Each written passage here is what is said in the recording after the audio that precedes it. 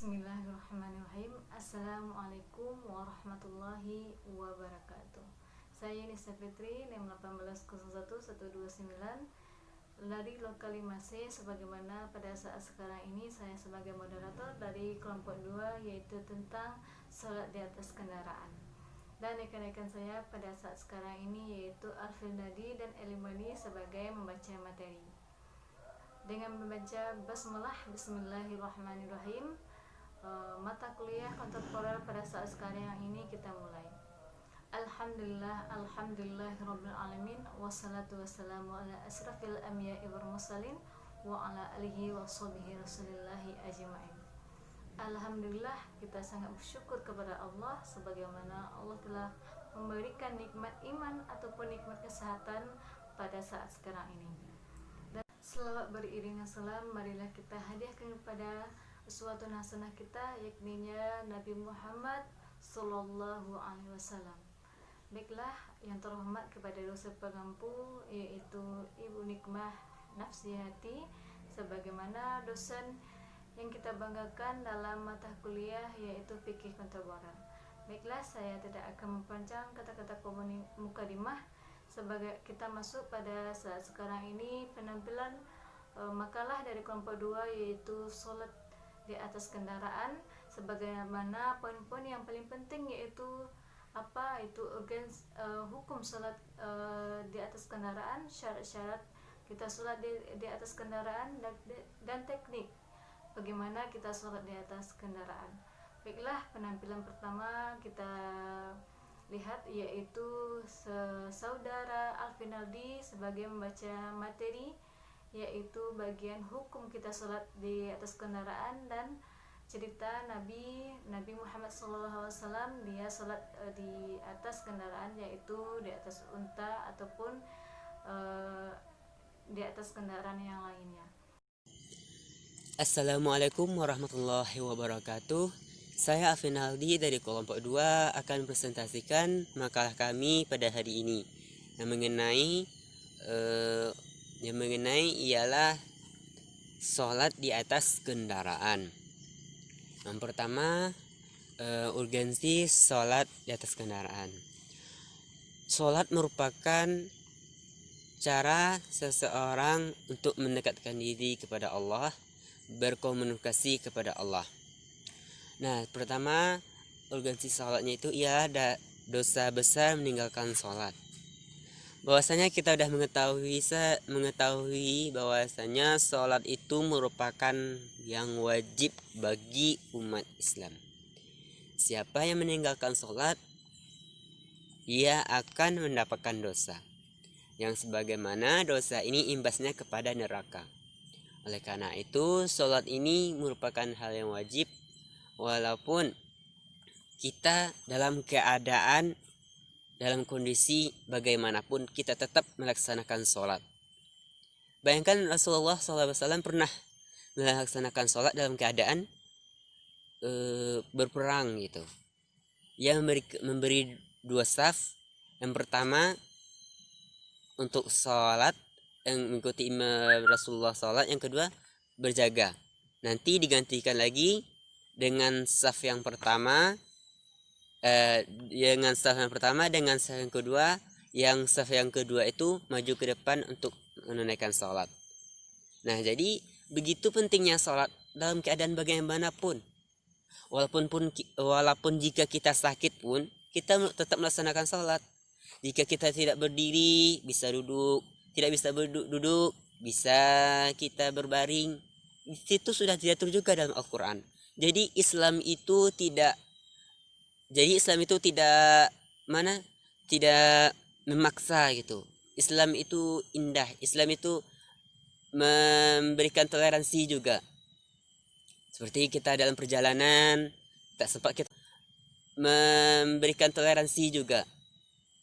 Seperti kita dalam perjalanan, tak sempat kita sholat, bisa mengqashar atau menjamaknya, gitu kan. Jadi Islam itu tidak memaksa, tidak keras, tapi ya toleransi juga. Di situ dia dasar urgensinya ialah pertama, meninggalkan sholat itu adalah dosa besar. Yang kedua, sholat yang tidak diterima. Nah, dalam kita melaksanakan sholat yang akan diterima itu hanyalah sholat bagi orang-orang yang beragama Islam. Nah, di sini pun juga ditentukan ya. Orang pertama sholat yang diterima itu ialah beragama Islam, balik atau berakal, balik dewasa berakal, suci dari najis, suci dari hadas besar, hadas kecil. Selanjutnya menutup aurat dan menghadap kiblat. Nah, sekarang materi kita juga mengenai sholat, karena dalam sholat di atas kendaraan kita terlebih dahulu menentukan di mana arah kiblat, lalu kita sholat. Nah, nantinya walaupun kendaraan kita mengarahnya kemana atau bertukar arah kiblat nantinya, tapi kita udah niatkan kiblat yang betul di awal sholat, maka itu tidak apa-apa. Selanjutnya situ kan menjelaskan rukun sholat lagi. Rukun sholat itu ada 13.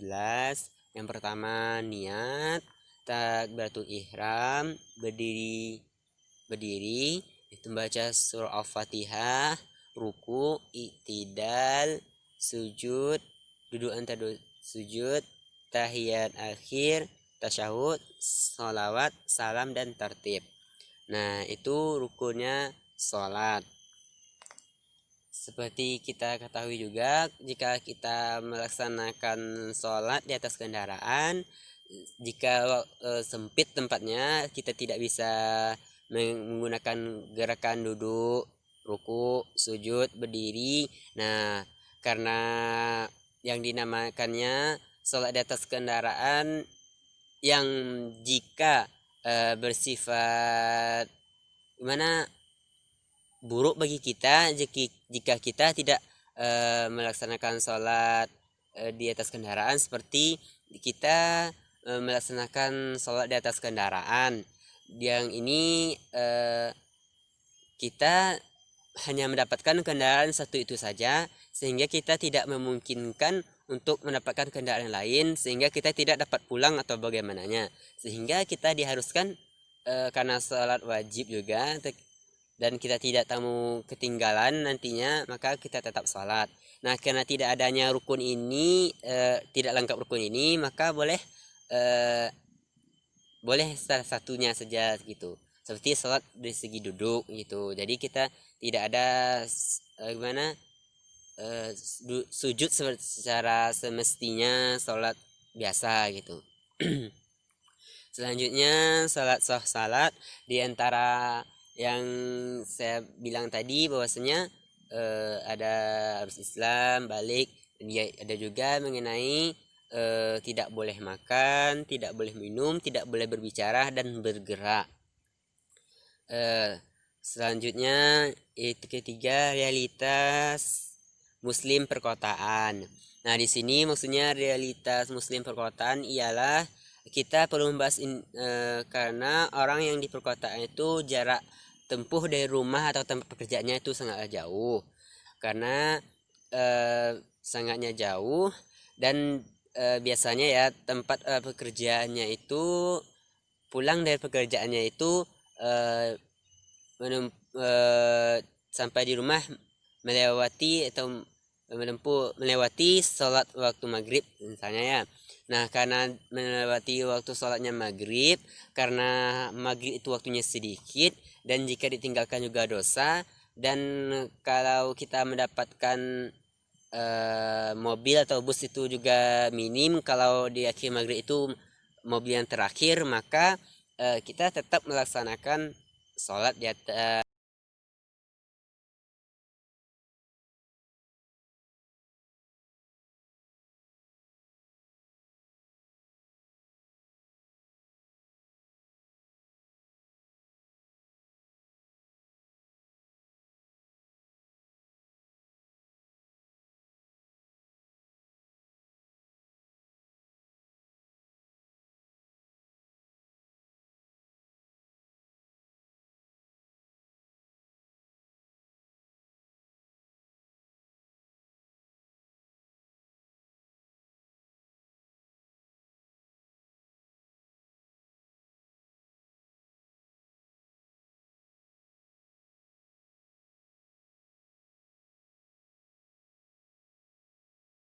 tersebut. Jika masih terpenuhi syarat atau sah sholat tersebut. Selanjutnya yaitu B, dasar sholat di atas kendaraan. Nah, dasar sholat di atas kendaraan ini dimulai dari hadis Rasulullah SAW, yaitu sholat di atas kendaraannya yaitu unta. Sebagaimana hadis dari Jabir bin Abdullah Rasulullah SAW radhiyallahu anhu bahwa Rasulullah SAW pernah sholat di atas kendaraan yaitu unta. Ia menghadap dalam kendaraannya itu menghadap bila sholat fardu beliau turun dan dari kendaraan dan menghadap kiblat. Nah, jadi maksudnya jika Rasulullah SAW sholat di atas kendaraannya menghadap dalam kiblat di atas kendaraannya. Nah, beliau sholat fardu, beliau itu turun dari kendaraannya dan menghadap kiblat. Nah, jadi di sini hadisnya itu maksud ialah jika melaksanakan sholat fardu, beliau turun dari kendaraan dan menghadap kiblat. Nah, ada juga yang mengatakan hadis mengenai sholat sunnah yang dilakukan Rasulullah di atas kendaraan, yaitu hadis diriwayat Abu Bukhari mengatakan sesungguhnya Rasulullah SAW melakukan sholat witir di atas kendaraannya atau unta. Nah, di sini ada yang mengatakan bahwasanya sholat wajib itu tidak boleh dilaksanakan di atas kendaraan, yang hanya bisa dilaksanakan itu ialah sholat sunnah. Nah, tapi ada juga yang ada juga Rasulullah SAW melaksanakan sholat wajib di atas kendaraan, yaitu ada hadisnya dari Ya'la bin Umayyah bahwasanya Nabi SAW melewati suatu lembah di atas kendaraannya dan dalam keadaan hujan dan becek. Dan datanglah waktu sholat. Beliau memerintahkan mengundangkan azan iqamat. Kemudian beliau menuju di atas kendaraan dan melakukan sholat dengan membungkukkan badan saat ruku sujud, membentuk sujud lebih rendah daripada ruku. Nah, di sini mengatakan bahwasanya sholat wajib pun boleh dilakukan di atas kendaraan jika adanya uzur, jika adanya sebab yang tidak memungkinkan. Nah, itu jadi sholat wajib boleh juga dilaksanakan di atas kendaraan jika adanya uzur, hal yang melatar belakangi tidak sahnya sholat. Selanjutnya ada juga sholat yang dilakukan di atas kendaraan berupa kapal. Nah, di sini diriwayatkan oleh dari Abdullah bin Atabah yang berkata, aku menemui Jabir bin Abdullah, Abu Sa'id dan Abu Hurairah naik ke kapal laut. Mereka sholat berjamaah dengan berdiri salah satu menjadi imam buat yang lainnya. Hadis Sa'id bin Mansur. Nah, di sini mengatakannya bahwasanya sahabat ada orang dari tiga tadi melaksanakan sholat di atas kapal, dan salah satunya menjadi sebagai imam dan selanjutnya menjadi sebagai makmum. Nah, itulah pembahasan dari saya bahwasanya sholat itu boleh di atas kendaraan jika adanya uzur yang dapat dampak kurang baik bagi kita. Itu yang dapat saya sampaikan. Saya kembalikan kepada moderator. Sekian, terima kasih. Wassalamualaikum warahmatullahi wabarakatuh. Materi selanjutnya yaitu teknik ataupun syarat dan kemungkinan kita sholat di atas kendaraan yang akan dibacakan oleh Eli Marni. Kepada Eli Marni dipersilahkan. Dan ketentuannya antara lain yang pertama bertaharah dengan benar, yaitu sholat sah, sholat baik sholat wajib maupun sholat sunnah adalah suci dari hadas. Tidak sah sebuah sholat dilakukan apabila seorang tidak dalam keadaan suci dari hadas. Maka seseorang yang sedang berada di atas kendaraan apabila hendak melakukan sholat dia wajib berwudu sebelumnya. Yang kedua, menghadap kiblat. Di antara perbedaan antara sholat wajib dan sholat sunnah adalah bahwa rukun sholat sah sholat wajib adalah menghadap ke kiblat. Yang ketiga, berdiri. Dalam sholat wajib, berdiri adalah rukun sholat yang tidak boleh ditinggalkan secara mutlak, kecuali dalam keadaan yang darurat seperti sedang sakit. Yang keempat, ruku dan sujud. Gerakan ruku dan sujud adalah dua ruku dalam sholat wajib yang masih tidak harus dilakukan dengan benar.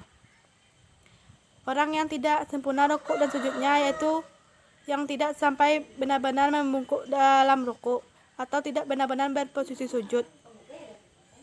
Yang kelima, sholat sunnah. Dari dalil di atas, para ulama menyimpulkan bahwa salat yang dilakukan oleh Rasulullah Shallallahu Alaihi Wasallam di atas kendaraan umumnya hanya berbatas pada sholat yang hukumnya sunnah dan bukan sholat wajib. Poin D yaitu teknik sholat di kendaraan. Yang pertama, sholat di kapal laut, di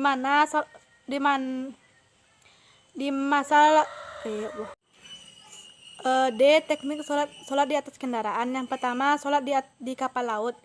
Di masa lalu Rasulullah Shallallahu Alaihi Wasallam memerintahkan kepada Ja'far bin Abil Thalib untuk sholat sambil berdiri di atas kapal yang membawanya berhijrah ke Habsyah. Yang kedua, sholat di pesawat terbang.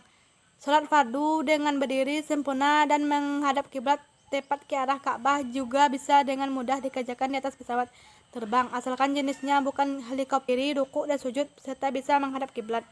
Beberapa rangkaian kereta api eksklusif misalnya masih dimungkinkan kita melaksanakan sholat wajib dan dengan benar. Yang keempat, sholat ketika menumpang bus. Antar kota urusan